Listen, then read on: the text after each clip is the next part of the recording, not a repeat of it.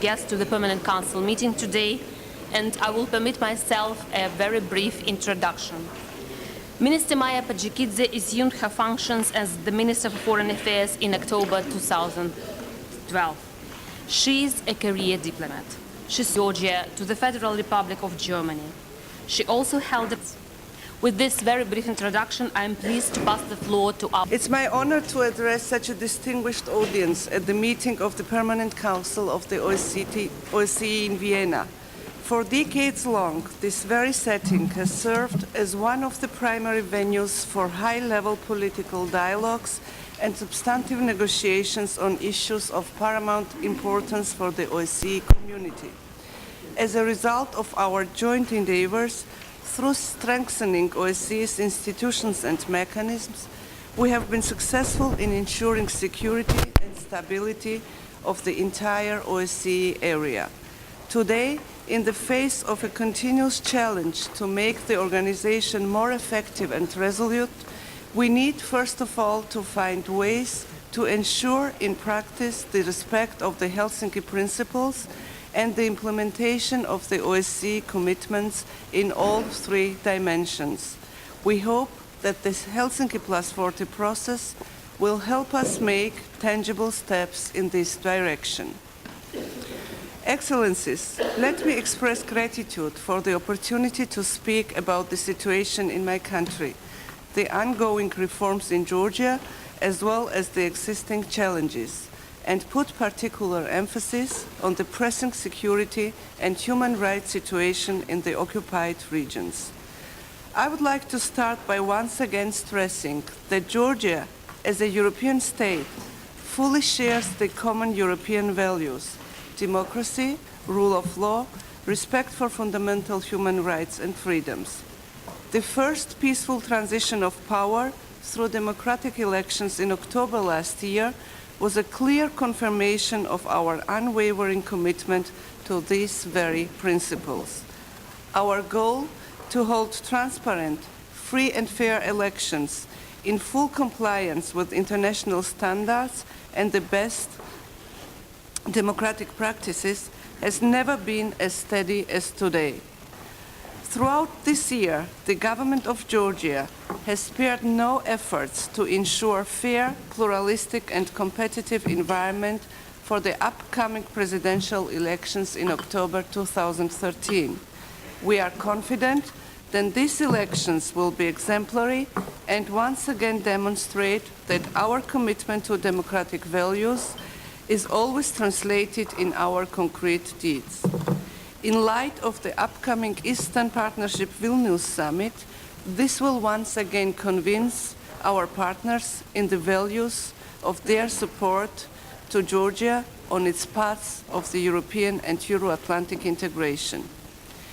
We hope that international monitors from all relevant international organizations, acclaimed non-governmental institutions and the partner states will help us in ensuring the conduct of exemplary democratic elections. We are glad that the OSCE ODIHR has already deployed the election observation mission in Tbilisi, led by Mr. Matteo Mecacci, and the long-term observers have started their activities in mid-September.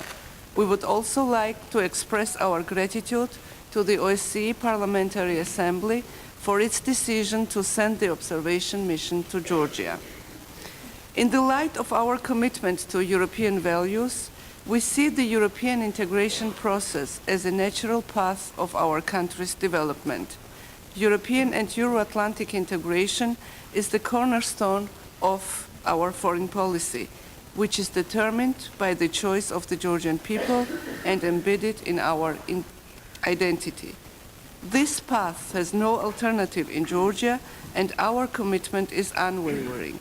We are fully aware that this is not an easy journey, but a journey full of challenges and even obstacles. Yet our pledge is eminent. We are resolved to follow this process step by step and consistently by making full and effective use of all relevant instruments. We have achieved substantial progress in major priorities defined by the Eastern Partnership Roadmap that brought us to an important stage of the EU-Georgia cooperation. As we are heading towards the Eastern Partnership Vilnius Summit in November, our efforts are focused on making concrete deliverables. We hope that it will become a truly historic event by making the Europeanization of the committed Eastern European partners irreversible. Dear colleagues, our path to build a state based on rule of law and accountability is steadfast. The government of Georgia is faithful to the open and participatory approach towards ongoing reform processes based on our active cooperation with the international community and the increased participation of civil society. Let me briefly overview significant efforts undertaken since last October with the aim of strengthening democracy and rule of law and ensuring protection and promotion of individual rights. As a result of decisive steps made in this direction, the checks and balances between the legislative and executive branches of the government has been restored, with Parliament increasing its oversight and control over the government. Recently, Georgia has adopted a number of legislative changes aimed at increasing independence of the judiciary, targeting wider decentralization and balanced allocation of powers within the judiciary. Reform of the prosecution service of Georgia is aimed at strengthening its institutional independence impartially and objectively. In addition to the consolidation of justice sector reforms, the government of Georgia is highly devoted to the protection of social rights, especially those of vulnerable groups. National concept of tolerance and civil integration was adopted to promote and enhance minority rights in the country. We are actively working towards empowerment of women and promoting gender equality. The protection of the rights of the child constitutes one of the key priorities for the government of Georgia. The amendments and additions to the Labor Code entered into force in July 2013 represent a major step forward in the way of regulating labor relations in Georgia through bringing labor laws to full compliance with the international labor conventions. Media became free from the governmental pressure, and the Georgian public has access to the diverse and pluralistic information. In this context, let me particularly emphasize fruitful cooperation that Georgia values with the OSCE and its institutions. Close cooperation with the Office of Democratic Institutions and Human Rights, the High Commissioner on National Minorities, the representative of the freedom of media, has allowed Georgia to achieve tremendous progress in its democratic reforms and further solidify its democratic achievements. We are grateful to the ODIHR that immediately responded to our invitation to monitor the trials of former officials with the aim to ensure the transparency of the process. And in February 2013, launched a special project in Georgia. We highly appreciate the assistance and expertise provided by the OSCE institutions on a number of issues. This leads me to specifically stress the importance of safeguarding their independence and autonomy. Excellencies, while the utmost part of my intervention should have focused on Georgia's cooperation within the OSCE and our vision on the challenging issues pertaining to our common priorities, I must express our extreme concern over the critical situation in two regions of Georgia currently under the Russian occupation, the Abkhazia and Ცხინვალη regions. As you are aware, since January 2013, the Russian occupation forces and FSB border guards have intensified the large-scale installation of barbed wires and fences along the occupation line in the Ცხინვალη region in the Gori, Kareli, Kaspi, and Akhalgori districts. In recent months, this process has further extended. By now, The total length of barbed wires along the Ცხინვალη occupation line has reached 35 kilometers, and the process of arrangement is still in progress.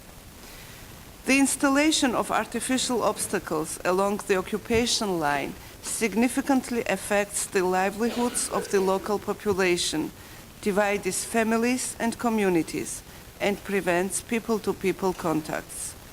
The installation of barbed wires in the villages of the Ცხინვალη region has already affected around 65 Georgian families, while several of them were forced to flee their places of residence left behind the occupation line, thus creating a further wave of IDPs.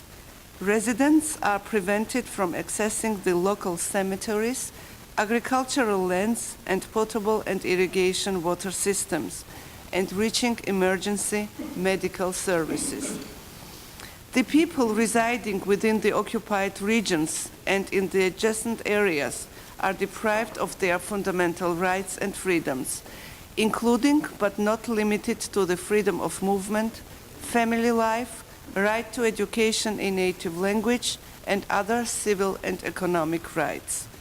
Russia's illegal activities cause particular concern of the government of Georgia in the context when Moscow continues persistent militarization of Georgia's occupied regions, fails to reciprocate the non-use of force pledge, refuses to allow the EUMM to monitor the security situation inside the occupied regions as provided by its mandate, and continues to block humanitarian access therein.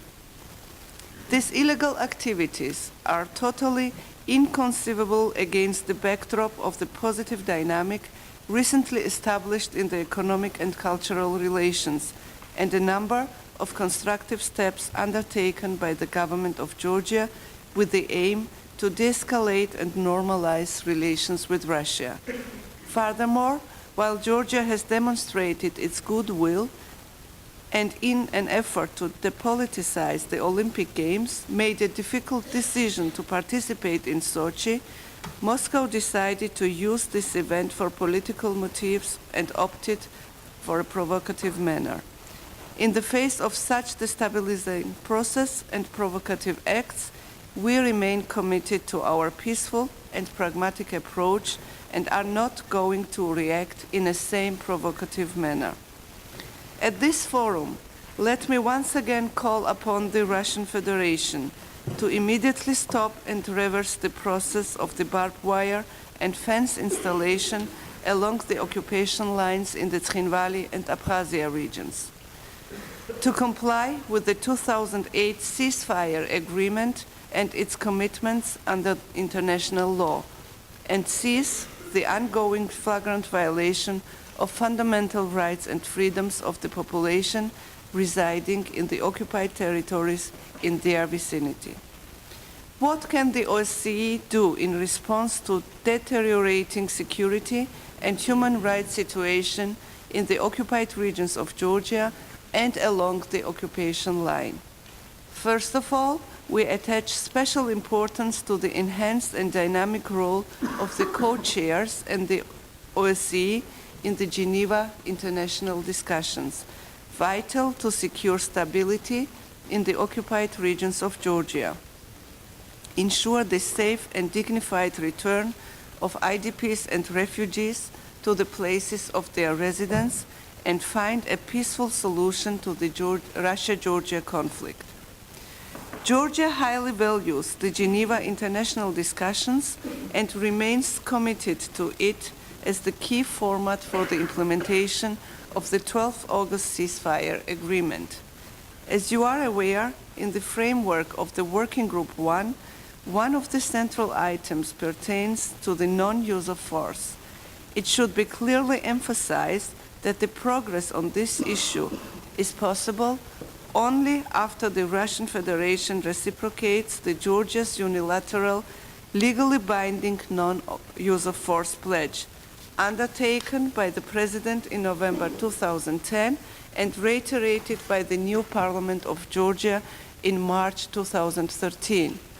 Unfortunately, our efforts within the Working Group 2 aimed at providing practical solutions to humanitarian needs of the conflict-affected population are met with the destructive attempts of other participants to instrumentalize these humanitarian issues for their political purposes. Russia should accept the applicability of internationally recognized basic norms and principles and start constructive talks on the safe and dignified return of IDPs and refugees within the framework of the Geneva discussions. Georgia highly regrets that since the last few rounds, we are witnessing destructive attitude of the participants, orchestrated by Moscow, to hinder the work within the working groups and prevent us from advancing on the substantive issues. To end the deadlock, ensure the unhindered run of work within both working groups, enabling us to reach the substantive results. OSCE's enhanced commitment to the Geneva discussions is central. Second, we need to redouble our efforts to work towards the restoration of a full-fledged and comprehensive OSCE presence on the ground, equipped with the peacekeeping and police mandates within the occupied regions. Third, it is important to further reinforce OSCE's active engagement in the implementation of concrete initiatives for the benefit of the population divided by the war, aimed at meeting their humanitarian needs, building confidence and trust, and facilitating reconciliation between the war-affected communities. We welcome OSCE's active efforts in this direction and are willing to further enhance and upgrade our cooperation in this regard. Finally, the ongoing human rights violation in Georgia's occupied regions require your immediate attention and adequate measures, with the aim to prevent the further deterioration of the situation on the ground and overcome the humanitarian deadlock. We need to effectively restore an international human rights monitoring mechanism in the occupied regions. Excellencies, ladies and gentlemen, by bringing this alarming situation to the attention of the international community, the government of Georgia appeals to the OSCE and its participating states to undertake appropriate measures and concrete steps in response to the deteriorating security and human rights situation along the occupation line and within the occupied regions of Ცხინვალη and Abkhazia. In this regard, let me once again welcome the recent statements made by the NATO Secretary General, Mr. Anders Fogh Rasmussen, and the EU High Representative for Foreign Affairs and Security Policy, Ms. Catherine Ashton, as well as the steadfast position of the United States of America and other partner states condemning the ongoing installation of fences and other obstacles along the occupation line of the Ცხინვალη and Abkhazia regions of Georgia by the Russian occupation forces. While we all recognize the immense importance of maintaining the wide-ranging and constructive dialogue about the participating states of the OSCE in this floor, the ultimate test of the effectiveness of the OSCE is the concrete and tangible results, statements of goodwill translated into specific actions, organization's mandate fulfilled in its increased ability. Let us all redouble our efforts to strengthen the role that the OSCE is playing in all dimensions of its unique security approach that will inevitably contribute to more security and stability of my country and the entire region. We genuinely hope that the efforts of the Ukrainian chairmanship in the run-up to the Kiev Ministerial Council meeting will give an impetus to the revival of OSCE's institutional and operational capacities. Ms. Chairperson, let me once again stress that Georgia remains a strong advocate of the OSCE's success. We all should make more tangible and resolute steps towards the realization of a security community. Georgia stands ready to actively and constructively engage in the Helsinki Plus 40 process. We believe that the process, among others, should help us make progress towards the peaceful resolution of the existing conflicts in the OSCE area. This will enhance the effectiveness of the organization as a body with unique geographical scope and comprehensive security approach that tackles the challenging security matters and improves stability in and beyond Europe. We wish all success in effectively implementing the task ahead of us. Thank you very much. Thank you, Madam Minister, for your comprehensive presentation. I would now ask the Secretariat to help to escort the media representative floor for your presentations. And Minister Fanjikidze, we highly welcome the expressed desire to